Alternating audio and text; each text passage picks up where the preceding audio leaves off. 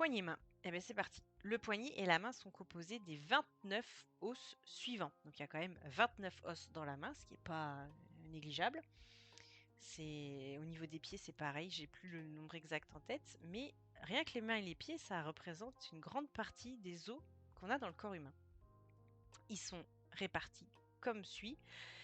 Il y a 8 os au niveau du carpe. Ils sont là, répartis en 2 rangées. Là, on a la première rangée du carpe qui est là. Et la deuxième qui est là. Donc 8 os, poignets, c'est ça qui va former vraiment la portion, en fait, cette portion-là. Les 2 rangées, elles sont là. En dessous du cubitus et du radius, et avant les métacarpes. Hein, là, on voit bien les têtes des métacarpes. Donc les métacarpes, eux, ils sont là. Le carpe, il est là. Et après, on est sur les 2 os de l'avant-bras. Donc organisés en 2 rangées de 4 os chacune. Voilà, on les découvrira tout à l'heure. Ils ont des noms à coucher dehors. Il faudra bien vous accrocher. Ensuite, on a nos 5 métacarpes. Un pour chaque doigt. Voilà. 1, 2, 3, 4, 5. Qui sont en vert ici. Là, à chaque fois, ça c'est les métacarpes. Et on a ensuite... Ah oui, donc les métacarpes, là je vous ai montré sur le dos de la main. Mais c'est aussi qui vont former toute la paume de la main. Donc là, on aura le premier métacarpe. Et les suivants. Qui eux vont former vraiment la paume de la main. Le carpe est ici.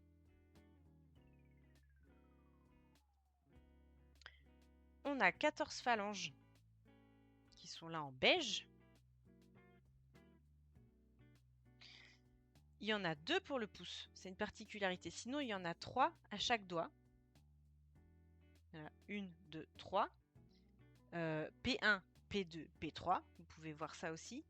Ou, on voit beaucoup moins souvent, mais phalange, phalangine, phalangette. Pourquoi? Je sais pas. Mais c'est comme ça. Sauf le pouce. Il n'en a que 2. Voilà. Sur le pouce, vous avez 2 phalanges. Là et là. Et sinon, sur les autres doigts, vous voyez bien qu'il y en a 1, 2, 3.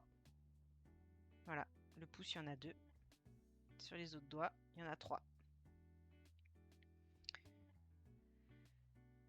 Les 2 os sésamoïdes. Alors, on avait déjà parlé quand on a fait l'introduction à l'ostéologie. Alors, est-ce qu'on va les retrouver là? Au niveau du squelette, il y a des formes d'os assez différentes.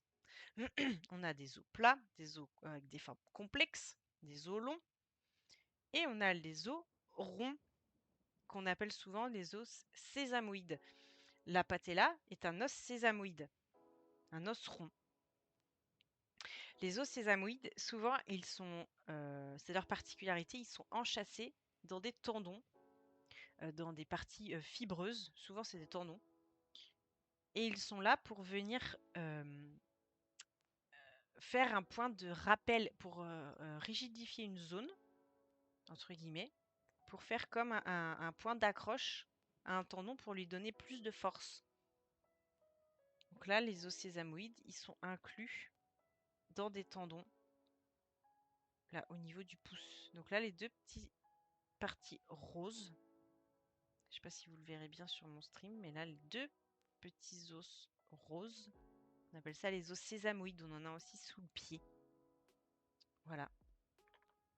On en avait parlé. Est-ce qu'ils vont le dire là? Parce que la dernière fois, je me souviens, j'avais fait une explication. Hop, où j'avais inversé. Donc je vais être sûre de ne pas vous dire de bêtises cette fois.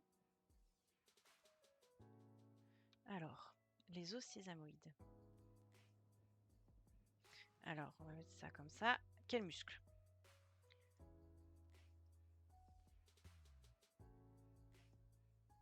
Les sésamoïdes de la main. Hop. Les os sésamoïdes, donc, au niveau de l'adducteur du pouce et du fléchisseur court, du court fléchisseur. Ok. Alors, je vais sûrement pouvoir vous trouver une planche où on va voir dans quoi ils sont enchâssés, ces deux-là. Donc là, on les...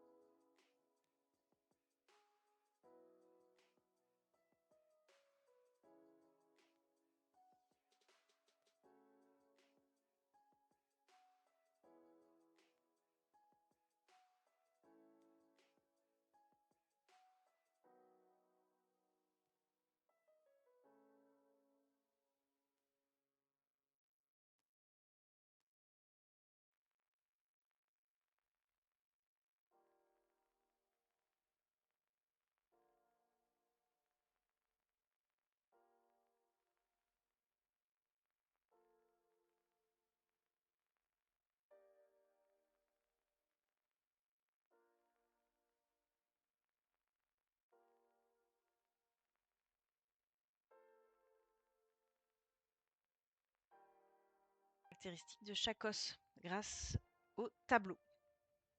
Donc là, on va être... Ah, attends.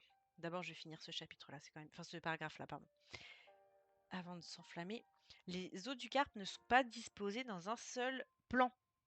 Mais en fait, ils forment une arche. Là, on a l'impression qu'ils sont à plat, mais pas du tout.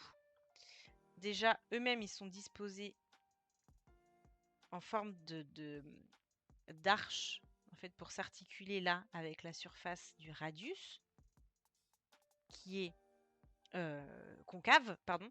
Donc la première rangée du carpe a une forme convexe, déjà vers le haut, et elle a aussi une forme concave vers l'avant. Il faut que je vous montre une coupe où il y a le canal, voilà. Et en fait, dans cette arche va passer le nerf médian, c'est ce qu'on appelle le canal carpien. Donc en fait, si vous, là, vous voyez la personne étend la main donc vers l'avant, on lui a coupé la main, et on se rend compte que nos os du carpe, ils sont organisés de manière à être concaves.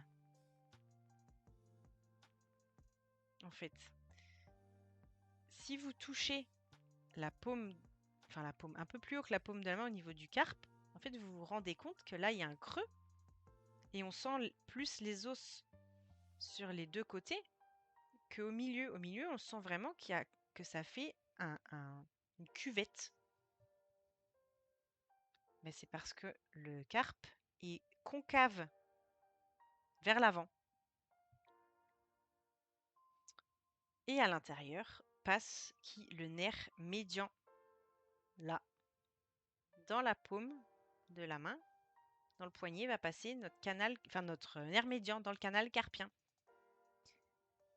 Et tout ce petit monde-là, cette arche du canal carpien, est fermée par cette bande fibreuse qu'on appelle rétinaculum défléchisseur ou ligament transverse du carpe. Retenez ligament transverse du carpe, c'est plus parlant. Et vient fermer comme ça, vient fermer à l'avant le poignet. Et c'est l'épaississement de ce rétinaculum là qui va venir gêner le nerf médian. C'est aggravé souvent par certaines catégories professionnelles ou certaines maladies hormonales. Par exemple, les problèmes de thyroïde peuvent favoriser le canal carpien. Enfin, le syndrome du canal carpien. canal carpien, ça veut rien dire. Ils vont favoriser le syndrome du canal carpien. Les personnes qui ont des métiers très manuels, en couture par exemple, ou des travaux vraiment de minutie, qui vont faire énormément travailler tous ces fléchisseurs qui sont dans leur gaine, là, qui passent dans le poignet. Les métiers où il y a beaucoup de vibrations.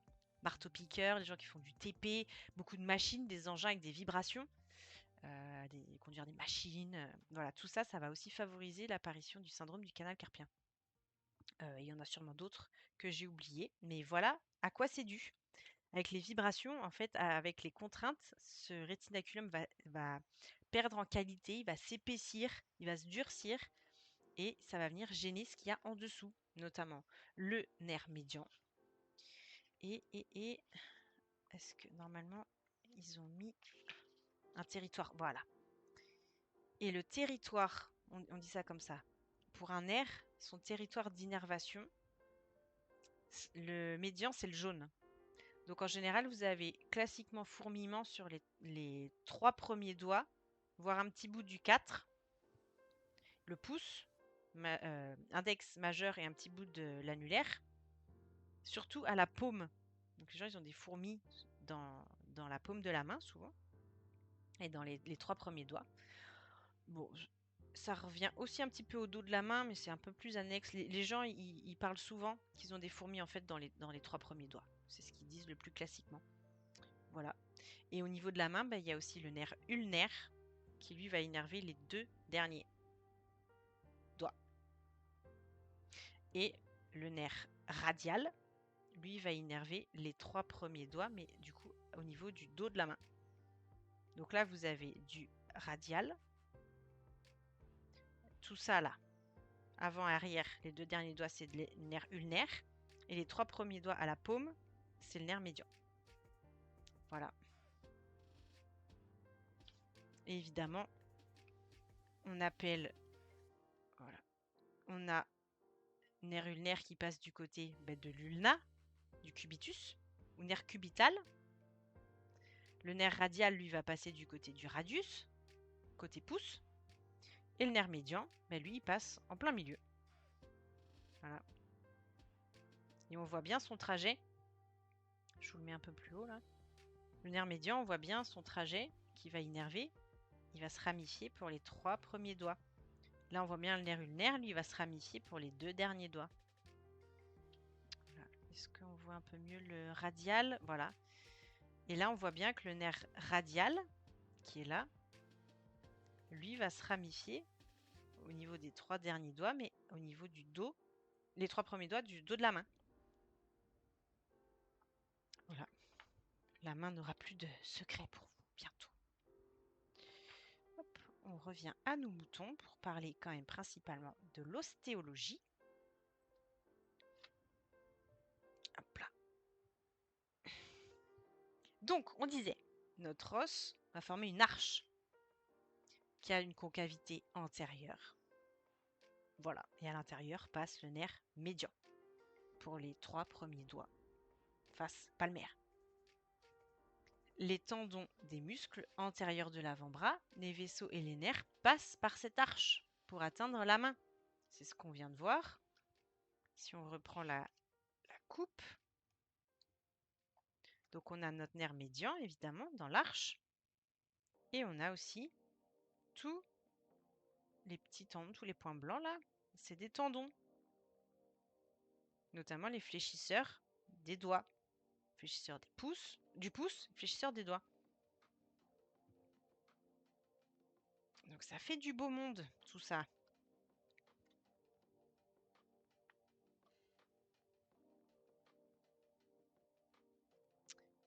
Et une bande serrée de tissu conjonctif, le rétinaculum des fléchisseurs qu'on a vu, la bande fibreuse qui vient recouvrir le carpe, enjambe l'arche et réalise ce qu'on appelle le canal carpien pour les structures anatomiques passant dans ce tunnel. Et il est là aussi pour faire un rôle de haut-banc. En fait, il va venir ce rétinaculum plaquer, il va laisser les fléchisseurs au fond de l'horloge pour éviter que dès qu'on fléchit les doigts, que ça fasse... Donc lui, il est là pour venir plaquer et pareil, donner une sorte de rappel. Voilà. On s'en rend bien compte quand on voit ce type de planche. Voilà. Que heureusement qu'il est là pour venir plaquer tous les tendons au fond du canal carpien.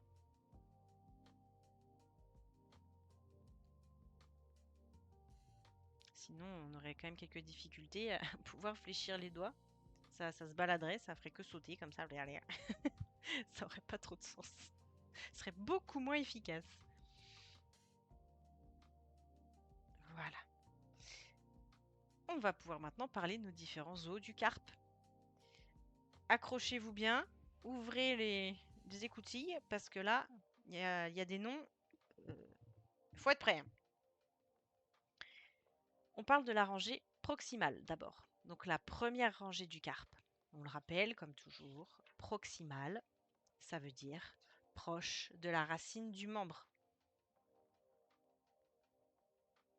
Proximal, pour le bras, ça va être quelque chose qui est le plus près de la racine, donc le plus près de l'épaule. Donc la rangée proximale, c'est la rangée qui est la plus proche de l'épaule. Donc la première rangée du carpe, celle du dessus. Donc ce sera celle-ci, la rangée proximale. Elle est composée par 4 os. Le scaphoïde, le lunatum, le pisiforme et le trichétrum. Je vous avais prévenu, hein. On commence par le plus célèbre, celui que vous avez peut-être déjà entendu parler ou pas, le scaphoïde. Le scaphoïde, voilà, il est un peu comparé à, certains l'appellent l'os naviculaire du carpe, parce que lui aussi il a une forme un peu de bateau. Il est là, c'est celui qui est en rouge chez moi. Donc en 1, si tu veux, Tigresse, tu peux colorier donc le scaphoïde. Hop là, attends, je l'avais mis quelle couleur moi? Un rouge bien rouge. Qu'est-ce que j'avais choisi? Je sais plus. Celui-là, je pense. Donc en 1. Voilà, ça me permet de refaire ça un peu au propre. En 1 ici, on a notre scaphoïde qui est un os qui est directement sous le radius, qui s'articule avec le radius. On le verra quand on fera les articulations du poignet, enfin la partie, on va dire, ligamentaire du poignet, parce qu'il y a quand même pas mal d'articulations, vu que tous les petits os s'articulent entre eux, que le carpe lui-même s'articule avec le radius. Donc il y a de quoi faire. Donc là en rouge, on a notre scaphoïde. C'est l'os. Là il y a une coquille hein, d'ailleurs dans le livre. C'est lui le plus fracturé. Le scaphoïde. On peut très facilement se le casser sur des chutes très très bénignes, très bateau. Si vous tombez sur le poignet en extension, vous pouvez vous fracturer le scaphoïde très facilement. C'est celui qu'on se casse le plus souvent.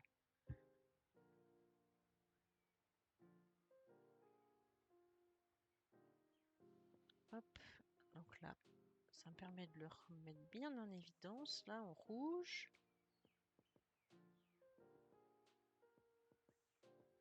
Le scaph. Voilà.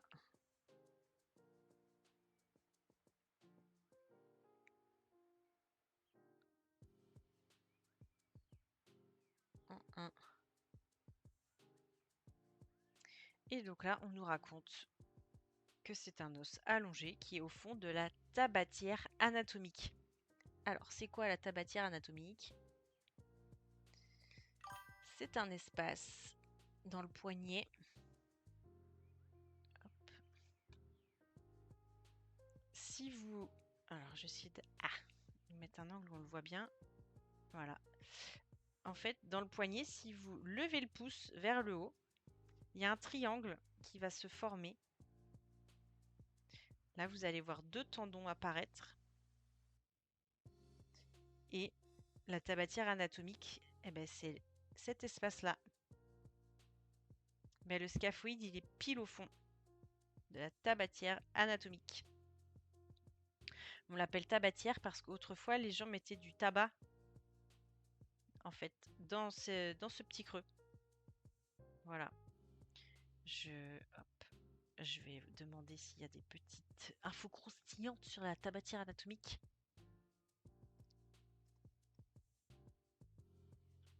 Hop, que je n'aurais pas.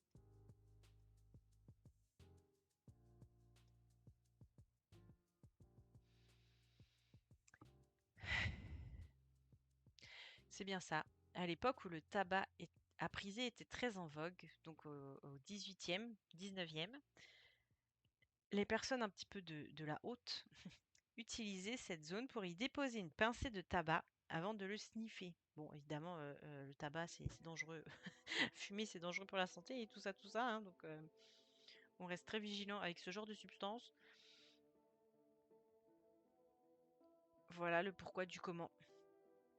Et donc, il est situé entre le long extenseur du pouce. Alors du côté, ouais, c'est ça, côté radial, on a l'abducteur du pouce, le court extenseur, et du côté ulnaire, on a le long extenseur du pouce. Donc en fait, là, ce tendon-là, vous le voyez, hop là, mince, je suis trop loin. Celui-là, c'est le long extenseur, parce que c'est lui qui me permet d'emmener le pouce vers le haut. Ça, c'est le long extenseur. Là, on voit bien hein, la dépression que ça forme. Et à l'intérieur, il est formé par le tendon qui permet de faire l'abduction du pouce. L'abduction du pouce, c'est éloigner le pouce en fait de l'axe de la main. Ça, c'est faire une abduction du pouce. Donc quand vous faites ça, ça vient activer ce tendon-là qui forme donc l'autre berge de la tabatière anatomique. Donc vous avez là, ici, votre long abducteur du pouce, aussi accompagné du court extenseur. Et ici, vous avez hop, le long extenseur du pouce qu'on voit très bien. Voilà. En fonction des mouvements que vous choisissez, ça mettra en valeur un tendon ou l'autre. Et on voit bien le triangle que ça forme et le scaphoïde est au fond. Et c'est aussi un endroit où passent des artères, notamment l'artère radiale. Donc vous pouvez sentir le pouls. Ne touchez pas avec le pouce, mais avec les deux premiers doigts. Si vous mettez ici délicatement une pression, vous pouvez sentir votre pouls. Voilà. Donc des fois, ça permet, il y a plusieurs endroits dans la main où on peut sentir le pouls. Donc des fois, ça permet en cas de traumatologie de savoir si une des artères du bras est lésée. C'est de palper les différents endroits. S'il manque un pouls, on peut déjà commencer à en déduire qu'il y aurait une lésion d'une des artères du bras. Voilà. Et si on le sent pas? Ah, si tu le sens pas du tout, bah, Non? en général, c'est très très subtil hein, parce que c'est une toute petite artère, donc il faut appuyer vraiment très très doucement.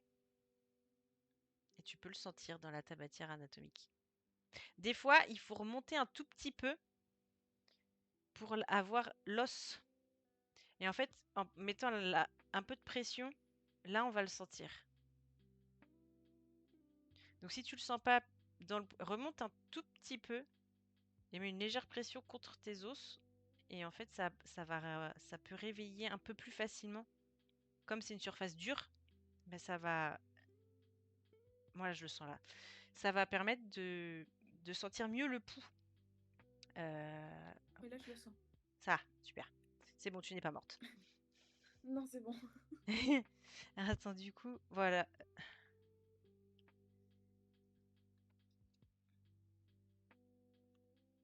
Voilà, donc là, on voit très bien notre tabatière anatomique avec notre abducteur du pouce et là, le court extenseur. Là, on voit notre long extenseur. Voilà. Donc si je me remettais... Ah, est-ce que je vais y arriver de ce sens avec la caméra? Ça va pas être facile. Non, je sais pas si je vais y arriver. Donc là, on voit bien, il y a ce tendon-là.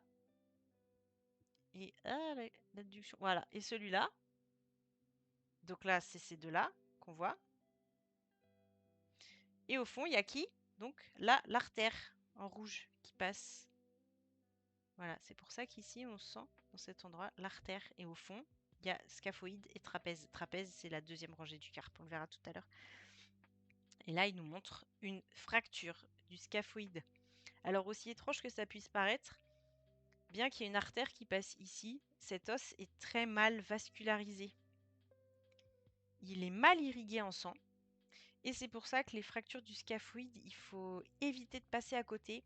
Parce que déjà que c'est un os qui va avoir du mal à cicatriser, si en plus vous passez à côté d'une fracture et que le poignet n'est pas immobilisé comme il le devrait, donc il va encore moins bien cicatriser. Déjà qu'il cicatrise pas bien, enfin vous voyez, ça va faire que aggraver le problème sous-jacent. Donc dès qu'il y a un doute, une chute sur le poignet, une douleur au niveau de la colonne du pouce, du poignet, enfin voilà, passez une radio. Passez une radio parce que il faut absolument, absolument bien soigner cette fracture. Sinon, elle va mal cicatriser et vous avez un risque très très élevé de pseudarthrose. Donc en fait, le trait de fracture va mal cicatriser. Donc c'est un trait qui va rester un peu toute la vie, quoi. Donc en fait, vous allez avoir des douleurs tout le temps au trait de fracture. Donc c'est une particularité. Des fois le corps est magique, mais des fois, il y a des petits bugs.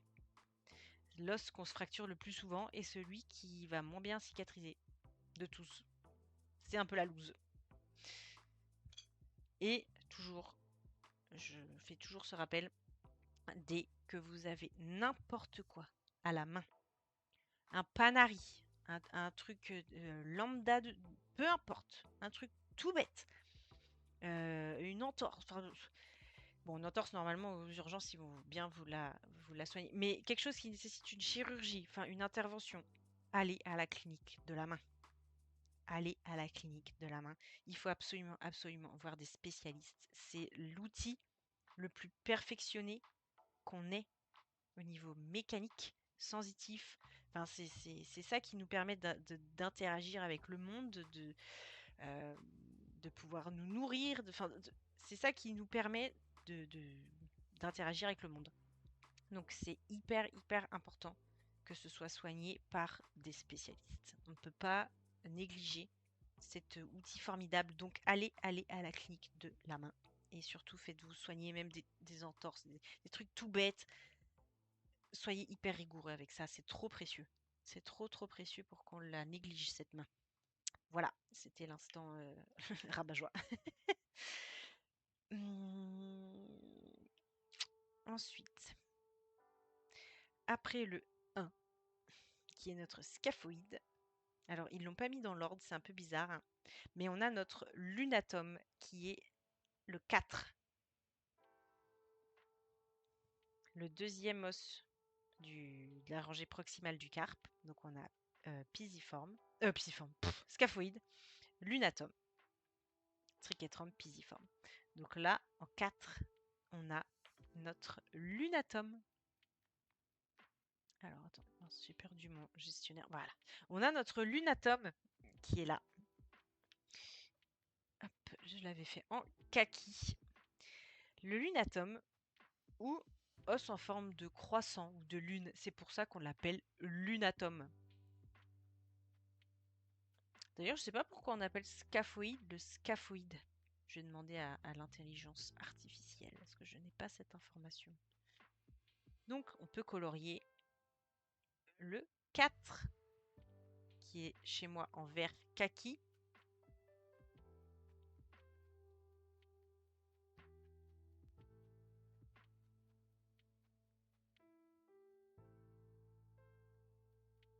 Voilà. Alors, pourquoi le scaphoïde s'appelle le scaphoïde? C'est vrai que ça, je n'ai pas l'info. J'avais peut-être dit sur un autre stream, mais je me souviens plus.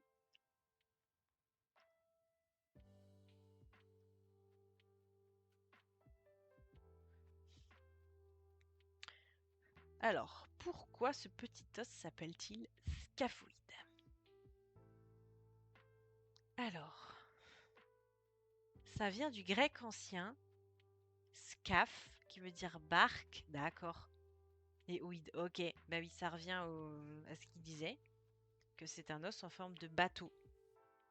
Donc en fait, on a soit naviculaire, qui veut dire aussi de l'origine navi, donc on se rend bien compte du lien avec le côté nautique et navigation. Et ben scaphe en grec, c'est la même chose. Ça veut dire barque. Donc littéralement, scaphoïde, puisque oïde, ça veut dire qui a la forme de. Donc le scaphoïde, c'est qui ressemble à ou qui a la forme d'une petite barque. Les anciens anatomistes ont observé cet os et ont vu qu'ils avaient une forme légèrement concave et allongée, comme une petite coque de barque. Voilà. Il s'agit d'un os qui est la clé de voûte de la colonne du pouce et du carpe. Bah oui, lui, il est à l'intersection de la fin, on va dire de l'avant-bras, et hop, il dirige les forces, en fait, du pouce à l'avant-bras. Il est à un carrefour, lui. Hein. Voilà, il participe à la stabilité grâce à sa forme creuse. Ben oui, il vient s'enchasser. En fait, sa forme creuse vient s'enchasser comme ça dans le reste du carpe. Et l'unatome, ben lui, tout simplement parce qu'il a une forme de lune. Voilà, on ne cherche pas midi à 14h. Donc ils avaient dit l'os le plus fracturé, c'est faux, c'est le scaphoïde. Ensuite, ben on a le 5, le triquetrome. Alors pourquoi triquetrome? Là c'est pareil, j'ai pas l'info. Pourquoi triquetrume?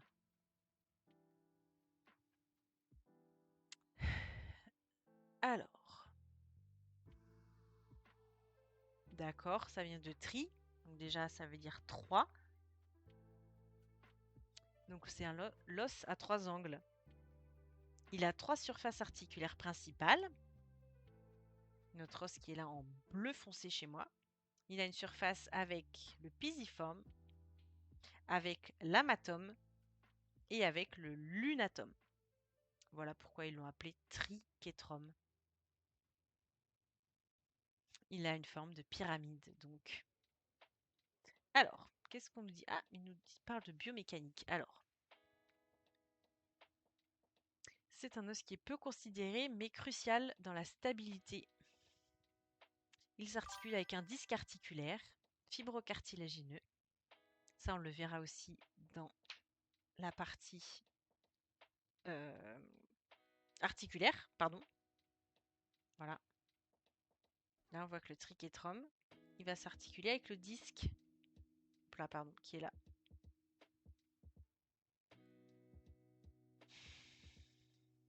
D'accord. Et donc en flexion, c'est le premier os qui va venir toucher l'ulna. Voilà. Petit détail croustillant. Ok. Donc on va pouvoir se repencher un petit peu sur cet os triquetrome. Ben oui, et donc les 3 os, scaphe, lunatome, triquetrome, eux vont s'articuler avec l'extrémité distale du radius. Donc en fait, lors des mouvements du poignet, c'est les 3 premiers os qu'on vient de colorier, donc le rouge, le vert et le bleu. Donc pisiforme, lunatome, triquetrome, c'est eux qui vont venir s'articuler avec l'extrémité de notre radius en fonction des différents mouvements. Sur des mouvements d'inclinaison, on voit bien que la rangée, elle va venir basculer, elle va venir s'articuler comme ça dans le radius, enfin à l'extrémité du radius. Et en flexion-extension, c'est pareil, c'est elle qui va venir basculer pour faire les mouvements de flexion-extension. Ça va venir basculer dans l'incurvation du radius. Ce sont ces 3 os. Le pisiforme, non. Il est seulement articulé avec notre triquetrome et pas avec le radius.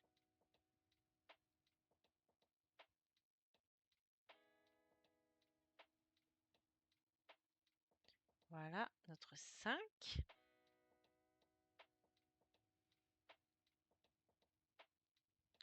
Le triquetrum. Là. Ils ont pas mis la légende sur la planche du bas. Donc moi je l'ai rajouté. Voilà, il est là. On le voit, c'est le seul os où il y a un petit os sésamoïde, là encore, le pisiforme qui est posé dessus. Ça, c'est le triquetrum. Voilà, donc si tu veux rajouter une légende 5, Tigresse, tu peux. Bah ouais. En fait, ouais, c'est fait un peu comme un œuf au plat. Tu le reconnais facilement. Exactement, tout à fait. Sauf que, si, il a une surface articulaire avec. Le pisiforme, on va le voir, lui aussi, il est enchâssé en fait dans un muscle, dans un tendon. Dans un tendon, pour être très exact. Mais ouais, il y a un côté œuf au plat. Il y a un os posé sur un autre os. Il y a comme ces petites billes qui vient se poser dessus. C'est tout à fait ça. On le voit bien là. On a notre pisiforme qui vient se poser comme un jaune d'œuf sur son blanc d'œuf. Du coup, on va les appeler jaune d'œuf et blanc d'œuf finalement. Ce sera plus triquetrum pisiforme. J'aurais dû le laisser en blanc, ça aurait vraiment fait un œuf. C'est ça. Mince, purée, trop tard. Du coup, j'ai gommé. Pas du tout. Voilà. Alors, pareil, petit détail. Qu'est-ce qu'on a comme détail croustillant que je ne connaîtrais pas déjà?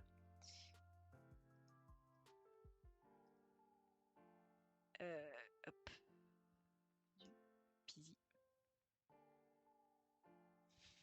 Le pisiforme. D'ailleurs, pourquoi pisi? Du latin pisum. Ouais, pisum, je pense que c'est comme ça qu'on doit dire. Pois. Bah oui. Comme un petit pois. Donc il est en forme de pois.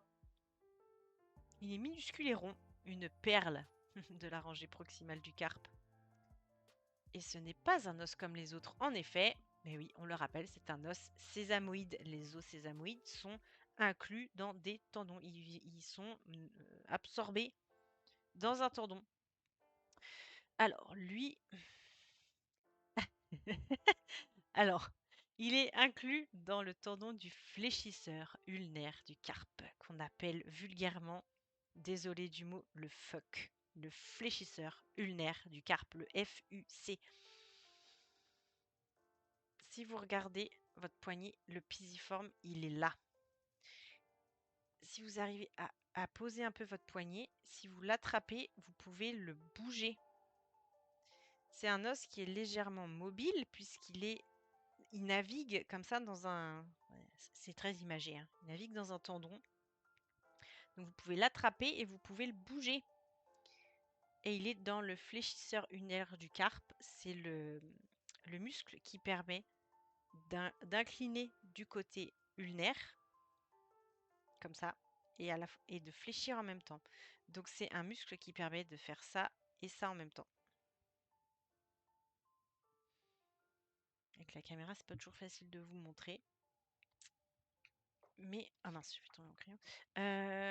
Hop. Est-ce qu'on a un fléchisseur ulnaire? Voilà. Je pense qu'il est là.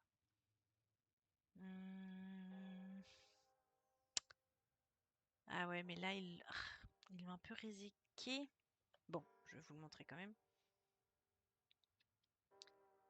Il est là, notre fléchisseur ulnaire du carpe. C'est ce tendon-là. Et en fait, le pisiforme, c'est la petite baboule qu'on voit légèrement là, mais c'est caché par, par le ligament carpien. En fait, ce serait là. Est-ce que j'ai une vue où on voit un peu mieux? Ah, voilà.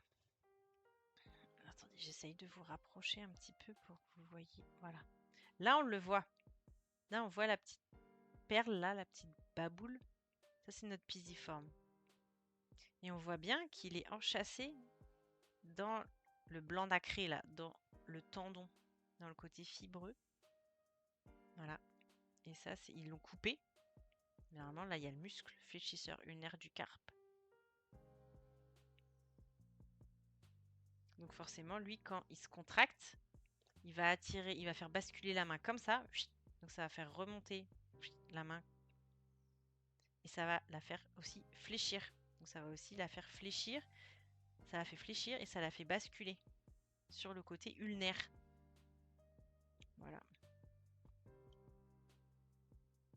Il est là, notre pisiforme, hein, toujours.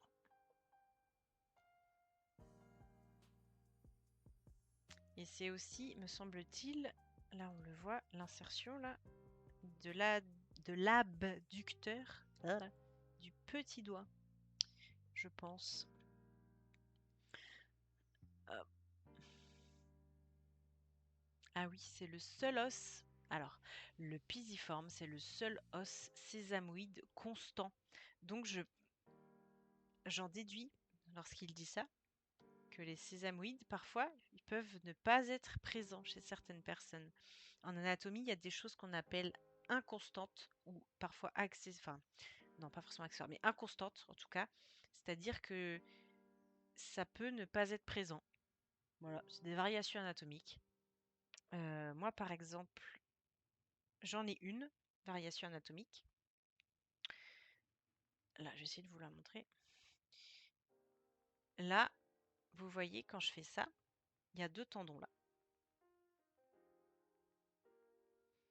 Il y en a un ici et un là.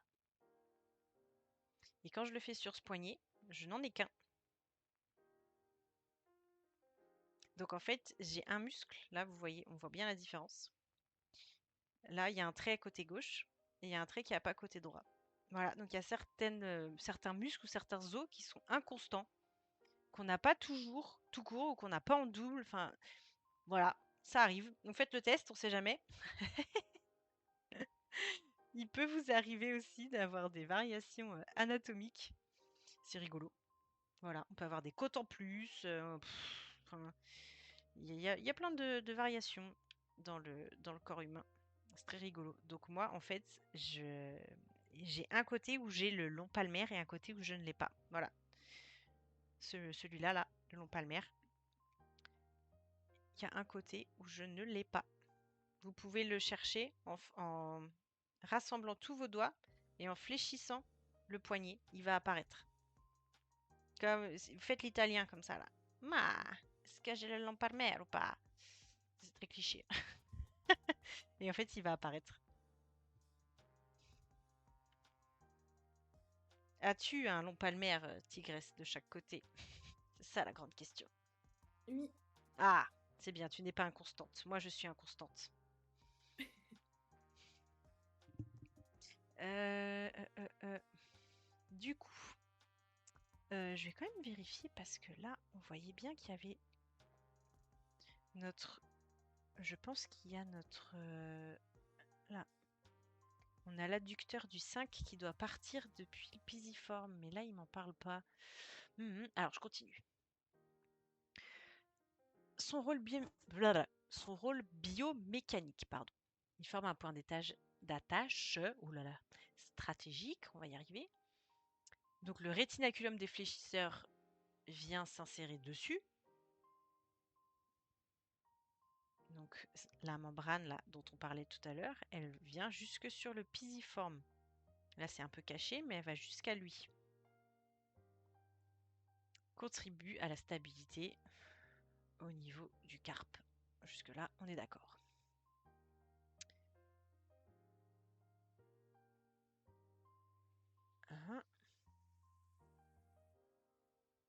Ah d'accord, on peut retirer cet os. On peut faire une ablation chirurgicale du pisiforme, ok. Le poignet va continuer à fonctionner quasiment normalement. La preuve que c'est un amplificateur mécanique, mais qui n'est pas structurellement indispensable.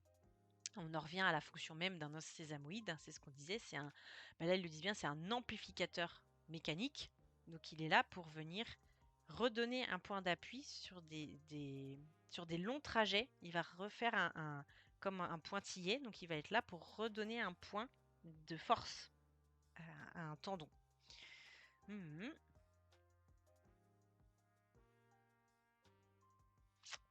Là, on est OK.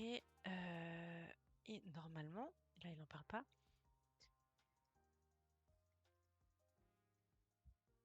l'abducteur du 5, du 5 dessus.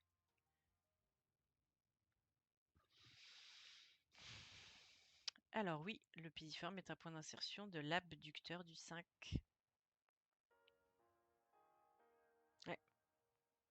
Donc en fait, depuis le pisiforme va venir aussi le muscle qui permet, là on le voit, qui permet en fait d'écarter le 5e doigt de la paume de la main. Donc l'abducteur du 5, il s'attache sur notre pisiforme.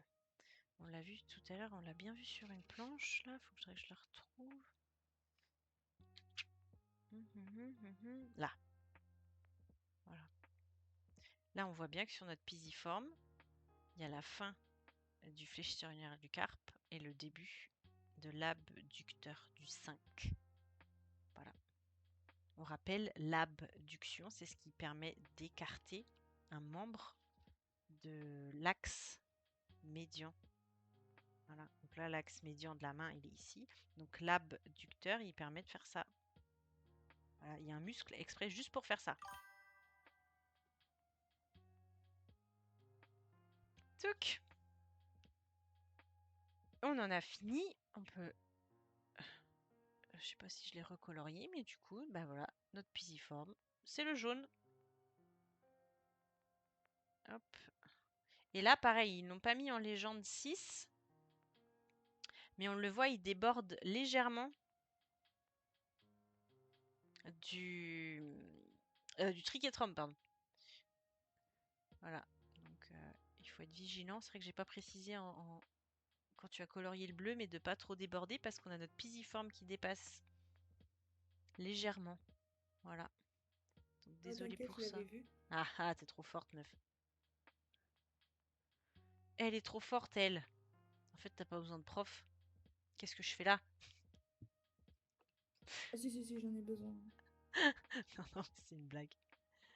Ok. Next. Donc là, on a... Ah bah, j'ai cherché l'info, c'était écrit là, tout va bien. Si je lis même pas mes propres livres, pisiforme, donc ça veut dire en forme de poids.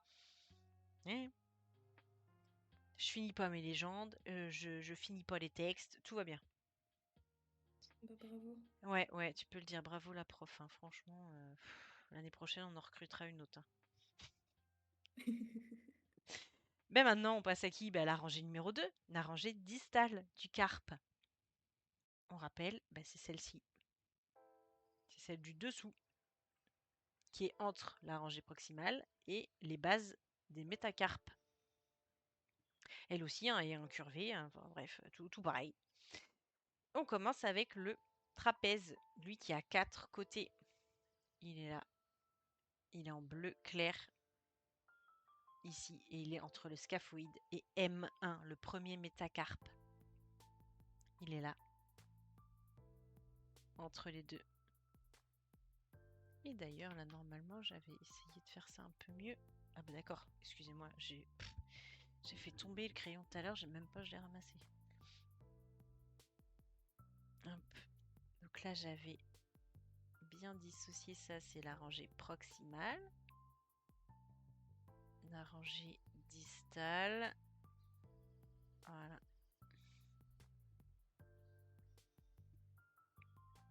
Ça, pareil, j'avais fait une petite accolade. Ça, c'est notre carpe. Voilà. Ça, évidemment, c'est les métacarpes verts. Ça, c'est à peu près le métacarpe. Et les phalanges, bah, elles, c'est tout ça.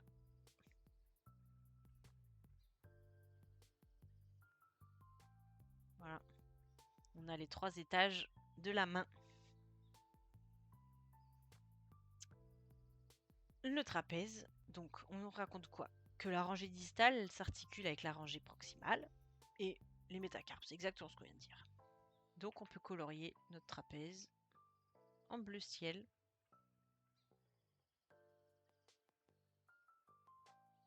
Voilà, il est là.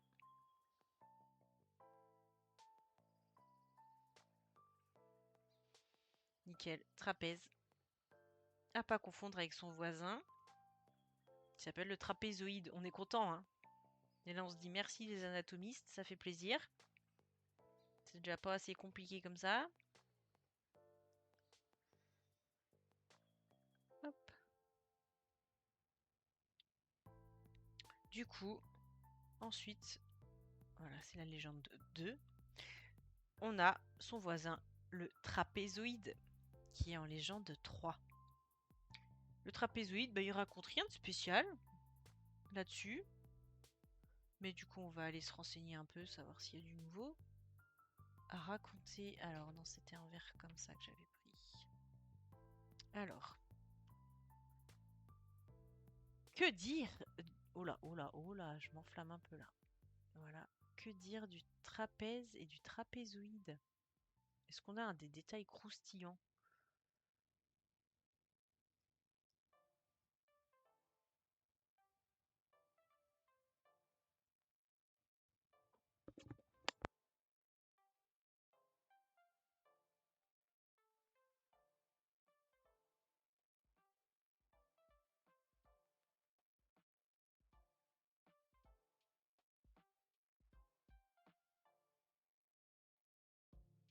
Ah ah, ben oui, c'est un os intéressant le trapèze, forcément. Ah, on n'en a pas parlé encore de ça. Comment j'ai pu louper?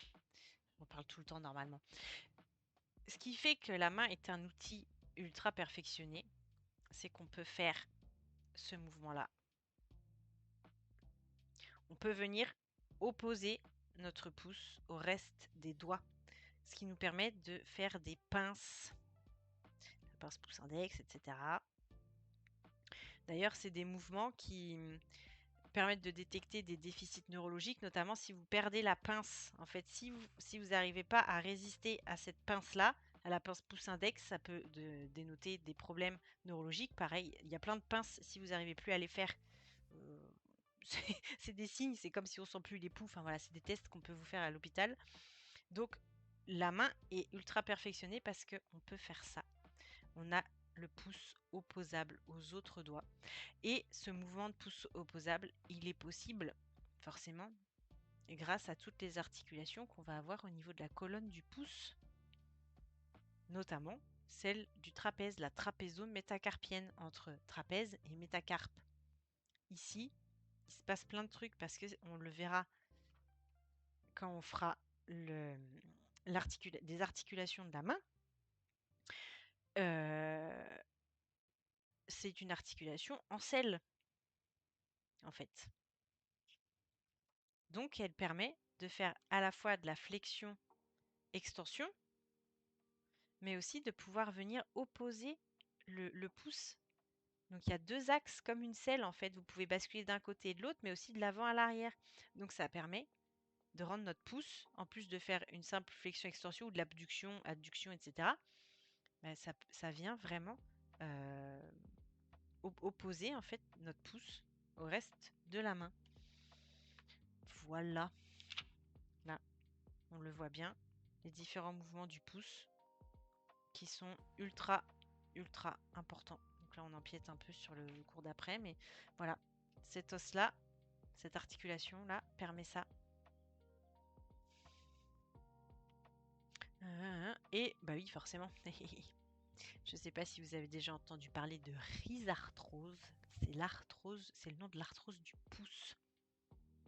Et souvent, c'est là que ça se passe. Pareil, au niveau de la trapézo-métacarpienne. Et il existe des prothèses. Voilà, on peut venir faire des prothèses au niveau du carpe pour améliorer, pour diminuer les douleurs de rhizarthrose, d'arthrose du pouce.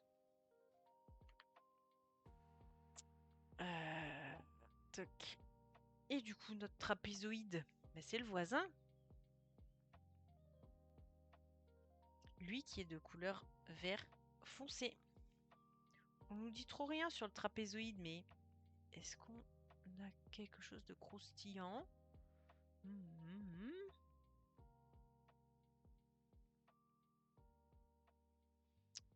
Non, il n'y a rien de spécial. C'est surtout un os qui assure beaucoup de stabilité.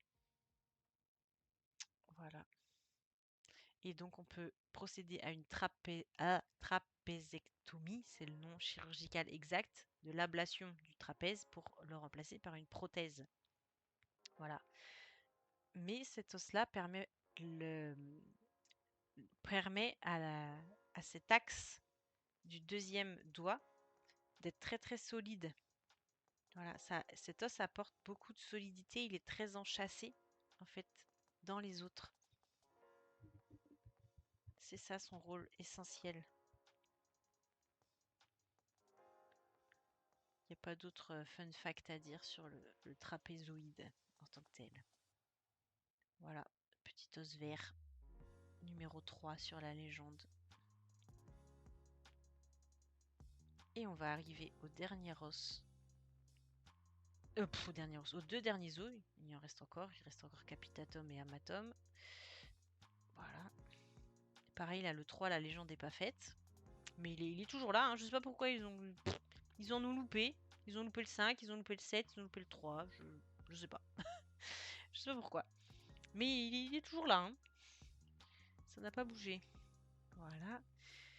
Maintenant, le suivant, c'est le capitatum que moi j'ai fait. Alors, en orange. Qu'est-ce qu'on nous raconte? C'est un os rond, mais c'est pas un os sésamoïde. Hein. Pareil, est-ce qu'on a du fun fact?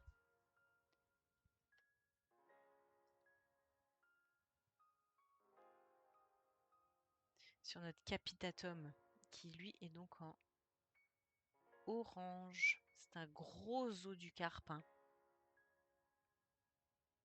Il vient s'enchasser dans le scaphoïde. Il faut toujours que je réfléchisse parce qu'il y a tellement d'os que... avec des noms pas possibles. J'ai toujours peur de dire une bêtise et de fourcher.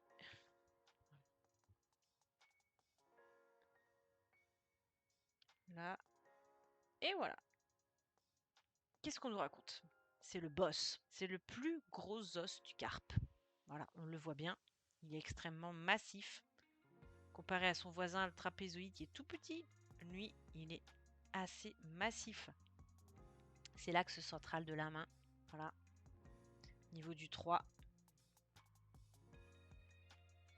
Il est verrouillé avec 5 os. Donc le scaphoïde, l'amatum, trapézoïde, ça y est, lunatum, on va y arriver. Et troisième métacarpe. Donc lui, il est vraiment enchâssé entre 5 os. Voilà, c'est vraiment un os central au niveau du carpe.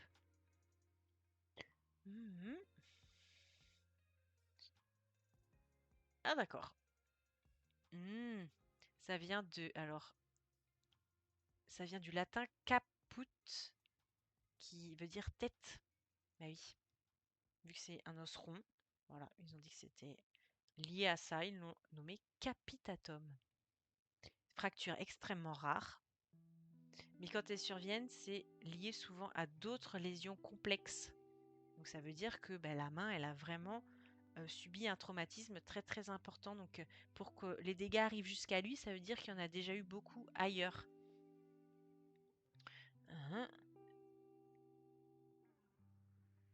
Le reste... ah oui, c'est drôle.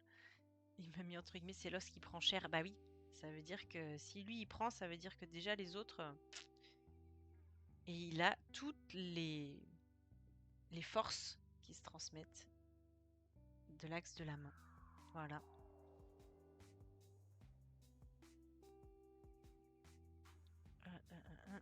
Là, on est bon. Rien de plus à dire sur notre capitatum. Et il nous reste l'amatum.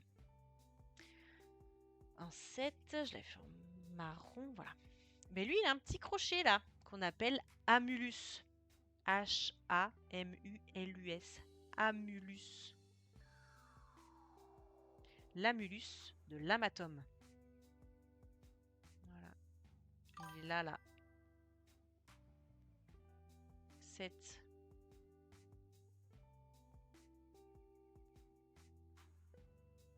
marron. Pareil, c'est un gros os du carpe. On peut rajouter la légende en 7 là, qui est absente. Alors, notre amatome, on a des choses à dire.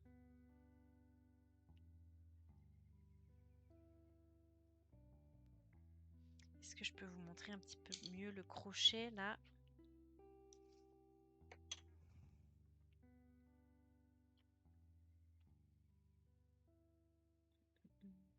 Ouais, il est là le crochet. On le voit ici. Là, c'est pas le pisiforme. Le pisiforme il est au-dessus. Là, on a l'amulus donc de l'amatome. On le voit là aussi. À pas confondre avec le pisiforme qui est au-dessus. Là, c'est l'amulus de l'amatome.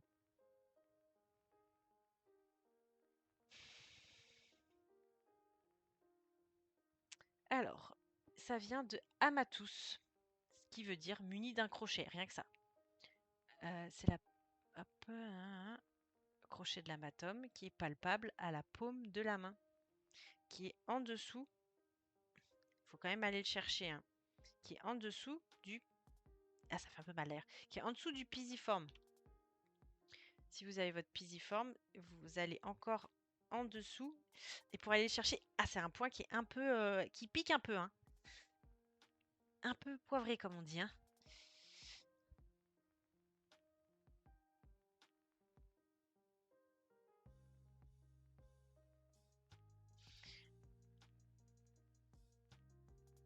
Et oui, donc ce crochet, forcément, il accroche les tendons. Et il sert de point d'attache à des ligaments au niveau du carpe.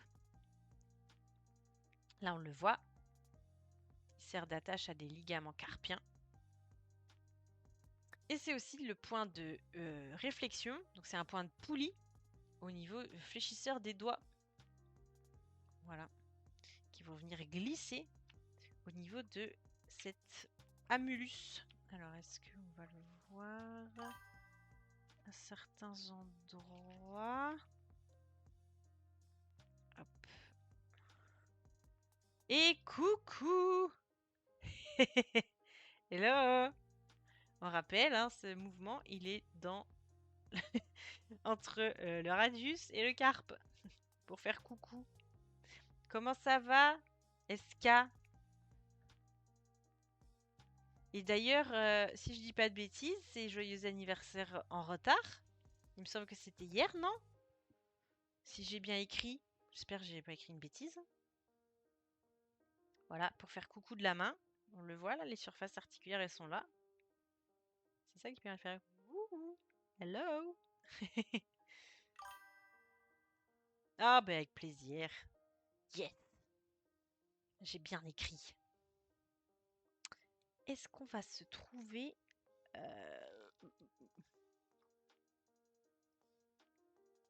il faudrait trouver.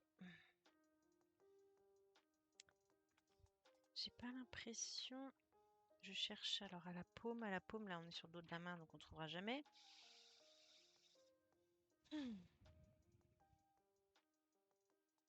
Non, là surtout la partie neurologique. Là c'est les muscles intrinsèques.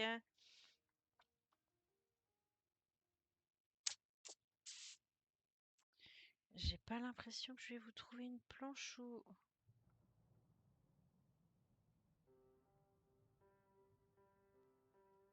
Ah, c'est trop dommage. Je trouve pas de planche où on voit distinctement les.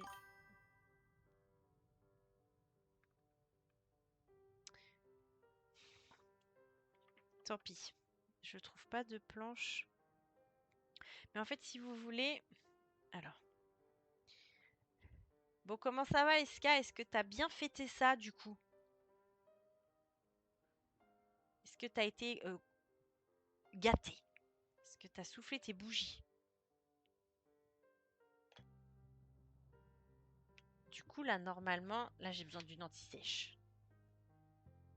Normalement.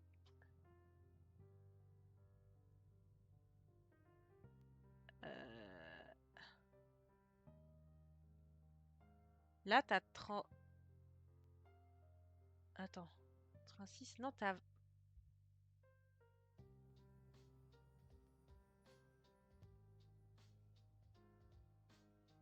39. C'est 39, hein. Attends, j'espère que j'ai pas écrit la mauvaise année.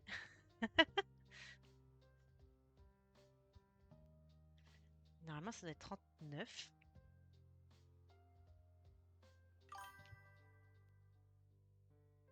Super bien mangé, gâté et tout, la totale. Trop bien. Bah super.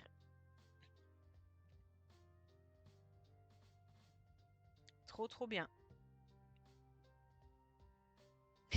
Graou, graou, tigresse.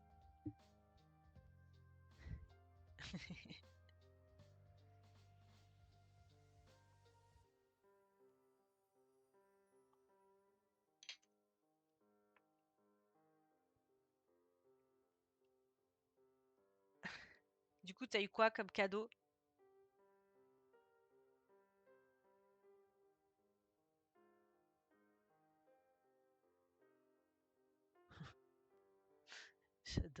J'adore le petit emoji là.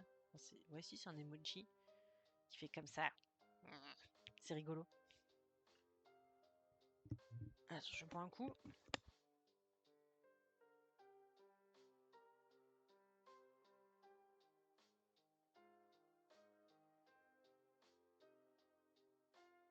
Je parle, mais il faut que je m'hydrate. Donc, on disait, l'amulus de l'amatome, il est là pour venir crocheter les tendons des fléchisseurs. En fait, ils sont là à la paume de la main. Ils arrivent tous. Ils se répartissent pour les différents doigts. Et en fait, là, au bord ulnaire, il va venir permettre le... Il va faire en sorte qu'il puisse changer de direction, en fait. Donc il va venir, hop là, crocheter pour lui permettre de repartir au niveau du carpe. Donc ça, il permet l'angulation des muscles fléchisseurs. Voilà. Parce que s'il n'était pas là, ben on se retrouvait avec des fléchisseurs qui seraient presque limite Enfin, vous voyez, ils seraient à côté. En fait, s'ils doivent aller jusqu'au niveau des doigts, les tendons, ils passeraient là. Et s'il n'y avait rien pour les remettre dans l'axe pour revenir au niveau du poignet, s'il n'y avait pas ça, les tendons, en fait, ils seraient désaxés, si je puis dire. Ou plutôt, c'est le crochet qui lui permet de les désaxer. Enfin, voilà, vous, vous me suivez, quoi.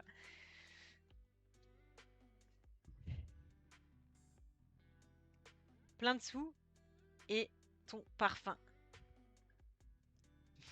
Toi, tu t'instruis. Attention, il y aura peut-être des interros surprises. Non, pas du tout. En plein milieu d'un live gaming. Alors, l'amulus de l'amatome.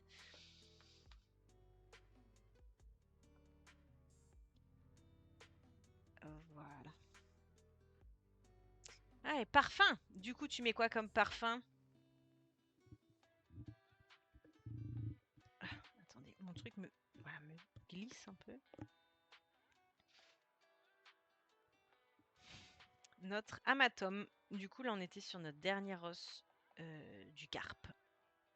Pour rappel, si on se les refait, on a 2 rangées dans le carpe. Première ou proximale, deuxième ou distale. Dans la proximale, on a scaphoïde, un os qui se fracture facilement, qui est en forme de coque, de petite barque, vient s'articuler avec le radius, comme ses 2 autres voisins, le lunatum et le triquetrum. Le triquetrum supporte le pisiforme, qui est un os sésamoïde, voilà, dans lequel est enchâssé, qui est enchâssé dans le fléchisseur ulnaire du carpe. Voilà, là on a notre première rangée du carpe. C'est les choses essentielles qu'il y a à savoir. Ensuite, on a notre deuxième rangée avec notre trapèze, os qui est souvent touché par l'arthrose du pouce, la rhizarthrose. On peut venir faire une trapézectomie, pas simple à dire. On vient retirer cet os, mettre une prothèse à la place pour venir lutter contre l'arthrose du pouce. Son petit voisin, qui est tout petit, très enchâssé, très rigide, le trapézoïde, qui lui est dans l'axe du deuxième métacarpe. le trapèze est dans l'axe du premier métacarpe. Notre ensuite capitatum, qui est le plus gros os du carpe, lui dans l'axe du 3M3. Et dernier os, l'amatum avec son crochet appelé amulus, voilà, qui vient faire poulie de redirection, si on peut dire, au niveau des tendons des fléchisseurs. Voilà. Et attention, autre point clinique, cet os se fracture mais cicatrise très mal.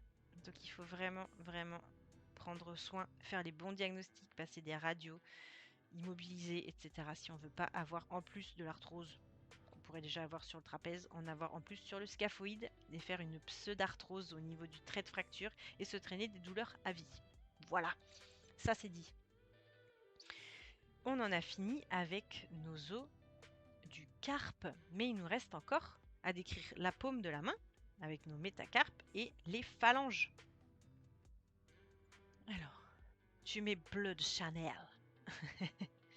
Ah, dans la pub, il y avait qui? C'était Gaspard Ulliel, je crois, dans cette pub.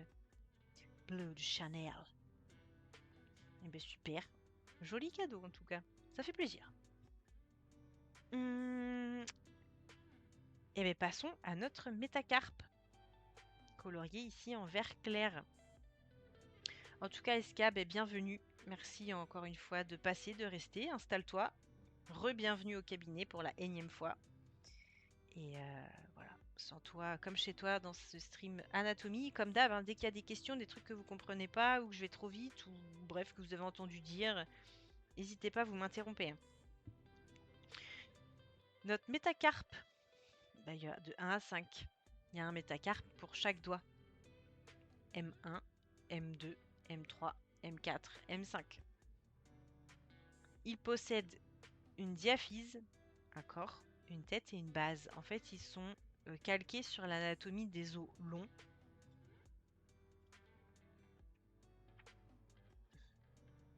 Voilà, en général, tous les os longs, ils se ressemblent un peu.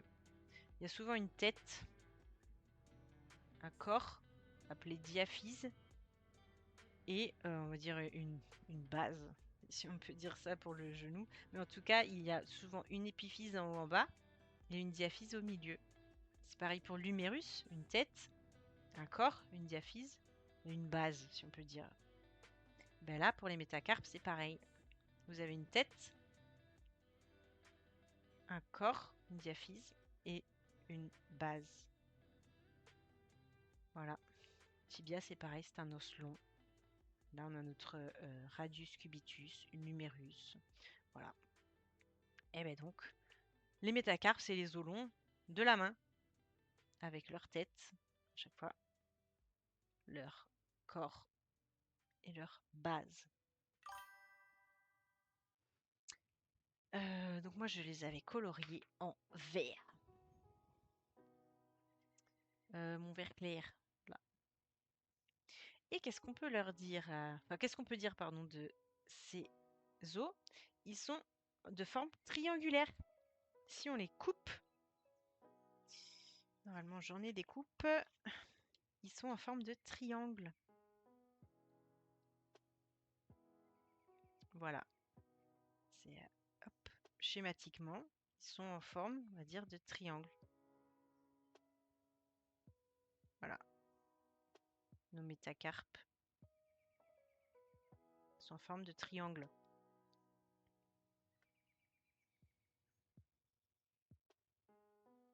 Et autant dans le carpe, le plus fracturé, c'était notre scaphoïde. Parmi les métacarpes, donc parmi nos os verts, là, hein, essayer de les foncer un petit peu, là, qui supportent nos deux os sésamoïdes, hein, faire attention à ne pas les colorier, eux, là, nos deux petits os, que moi j'avais fait en rose.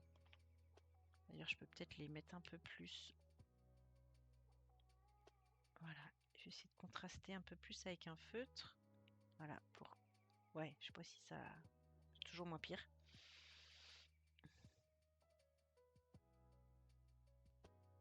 Voilà, nos 11 là. Nos os sésamoïdes.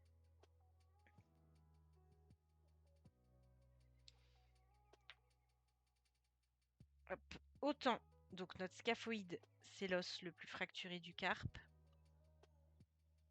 Autant, l'os le plus fracturé du métacarpe, bah, c'est M5. Voilà. Pourquoi?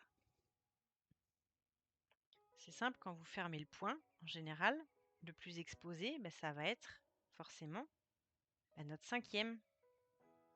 Donc, en cas de contact, de coup, eh ben, ça va être M5 qui va prendre.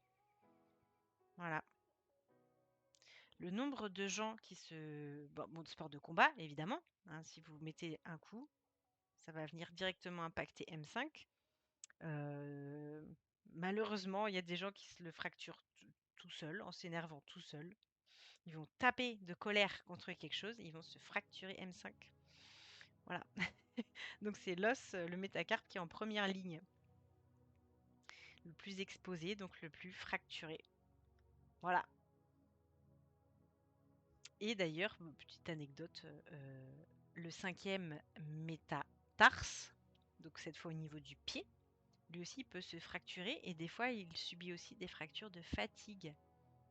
Donc chez les sportifs, notamment quand il y a des notions de sport pratiqué de manière intense, eh ben, on peut se fracturer le 5e métatarse au niveau du pied.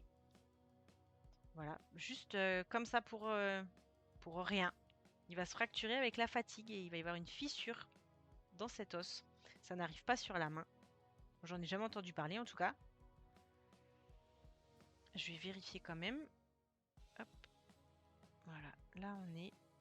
Donc, toc. Je vais vérifier, mais me semble-t-il, fracture de fatigue sur le 5e métacarpe.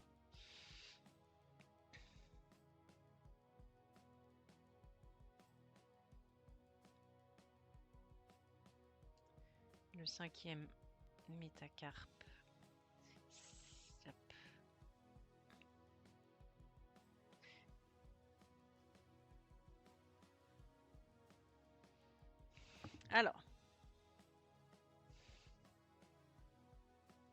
Alors, ça peut exister, mais c'est extrêmement rare comparé au 5e métatarse.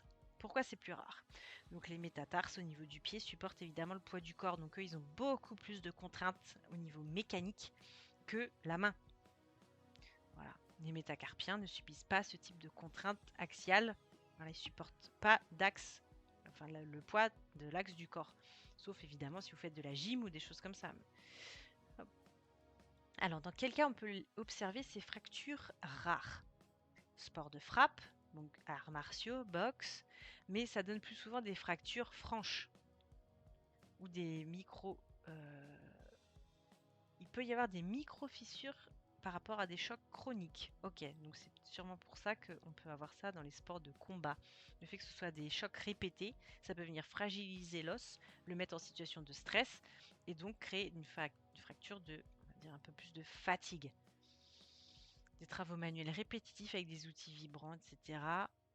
Machines, percussion, marteau-piqueur, voilà, engin, chantier, etc. Là aussi, ça peut créer des chocs chroniques, enfin des micro-chocs chroniques. Ou, bon sang, ah oui, j'aurais pu y penser à ça.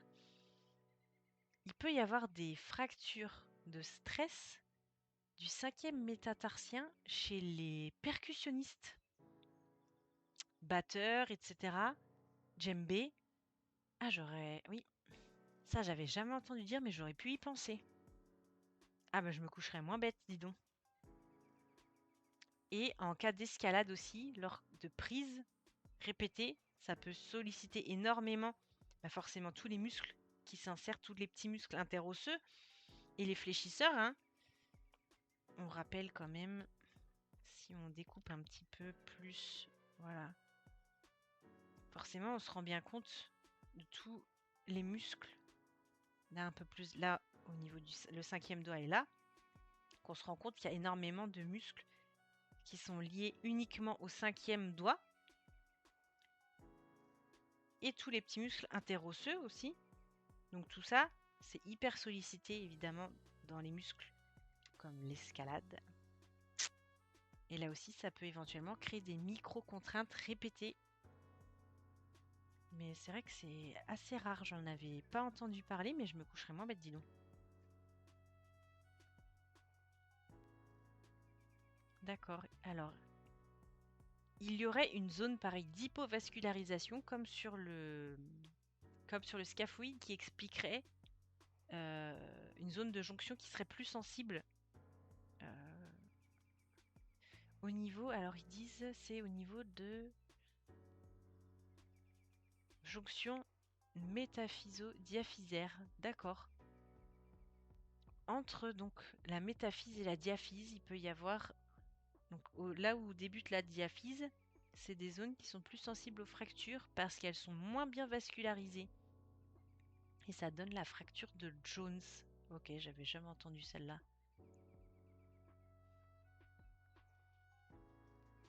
Hmm. Ah ok, alors attendez, j'ai lu trop vite. Autant pour moi, je recommence. La fracture de Jones, elle arrive au niveau du métatarse.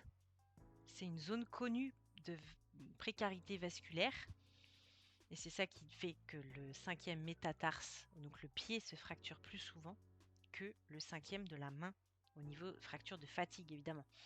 Alors que là, ils nous disent 5e métacarpe, la vascularisation est bien meilleure que celle du pied. Donc il y a moins de risques.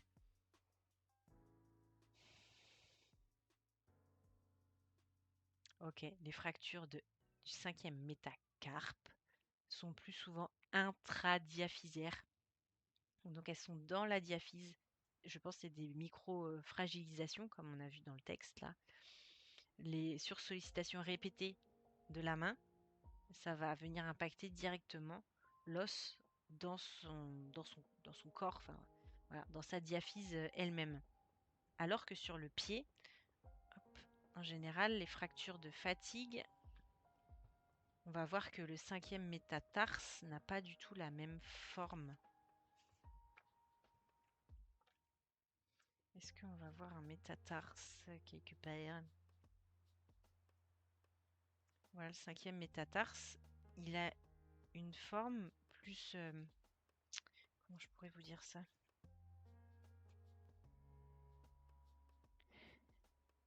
Il a une forme différente, il a une sorte de styloïde, si on peut dire. Sa base n'est pas vraiment bien cubique comme les autres. Il a une espèce de styloïde là. Et souvent, la fracture de fatigue, elle intervient là, à la jonction. Voilà, c'est cette zone-là qui est moins bien vascularisée. Et c'est là où ça casse. Là.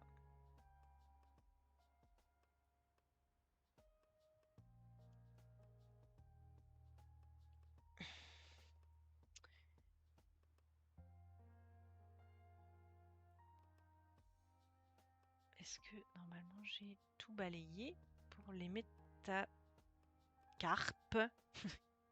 Je commence pas à m'enflammer. Voilà. Ensuite. Et on a donc nos deux sésamoïdes, roses, là, qui eux donc sont associés avec la tête du premier métacarpe. Voilà. Ils sont à la tête. Ils vont être là, là. Nos deux sésamoïdes, ils sont à la tête du premier métacarpe. Et ils sont enchâssés, eux aussi, au niveau du muscle adducteur et fléchisseur. Voilà. Du pouce. Au niveau du court fléchisseur, je crois, et de l'adducteur du pouce. Et de l'abducteur, pardon, du pouce. L'abducteur du pouce et du court fléchisseur. Voilà. Ça y est. Métacarpe, je vérifie, on n'a rien oublié. Et maintenant, il nous reste nos phalanges. Voilà. Donc, hop. Les phalanges, on rappelle, il y en a 3 pour chaque doigt, sauf le pouce où il n'y en a que 2. Ils possèdent aussi, comme le modèle des os longs, ils vont avoir une base, un corps et une tête.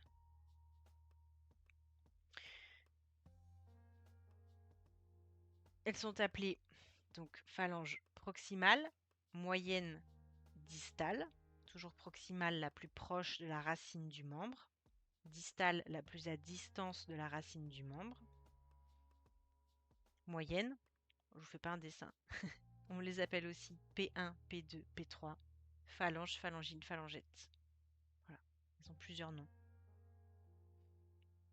Et évidemment, parmi les phalanges, la plus fracturée, c'est elle, la phalange distale du majeur. Je vous fais pas un dessin, hein. C'est celle qui dépasse. Donc forcément, c'est elle qui est la plus exposée. Donc c'est elle qui va être le plus souvent fracturée. Voilà, donc moi je les avais coloriés sommairement. Voilà, en beige. C'est pas très lisible mon truc là. Voilà, ça me permet de le refaire un peu mieux. Nos phalanges. Et on le reverra dans la myologie, quand on fera l'étude des muscles de la main. Là aussi, on va s'arracher la tête. Je vous le dis parce qu'il y a du monde. Voilà. On va pouvoir se rendre compte que... Alors, ils l'ont décrit, j'ai vu un... Voilà. Il y a des systèmes assez rigolos. Voilà, je m'entends. Là, ils les ont coupés, certains tendons. Mais en fait, il y a des tendons qui se divisent en deux, comme ça, qui viennent de part et d'autre pour finir de part et d'autre de la phalange. Et ça laisse un tunnel. Donc en fait, ils sont transpercés, entre guillemets, par le tendon du long fléchisseur là. Enfin, du fléchisseur profond. Fléchisseur profond des doigts, qui vont jusqu'à la 3e phalange. Et là, on a nos fléchisseurs superficiels qui s'arrêtent au niveau de P2. C'est ça qui nous permet de pouvoir fléchir en fait en partie la main, mais pas forcément toutes les phalanges. Parce qu'évidemment, on a une portion qui va s'arrêter à différents étages en fait. Vous allez avoir de quoi fléchir que la dernière phalange. Voilà, donc c'est tous ces systèmes-là. Certains fléchisseurs vont s'arrêter à différents niveaux. C'est ça qui va nous permettre de fléchir soit une seule phalange, soit toutes les phalanges.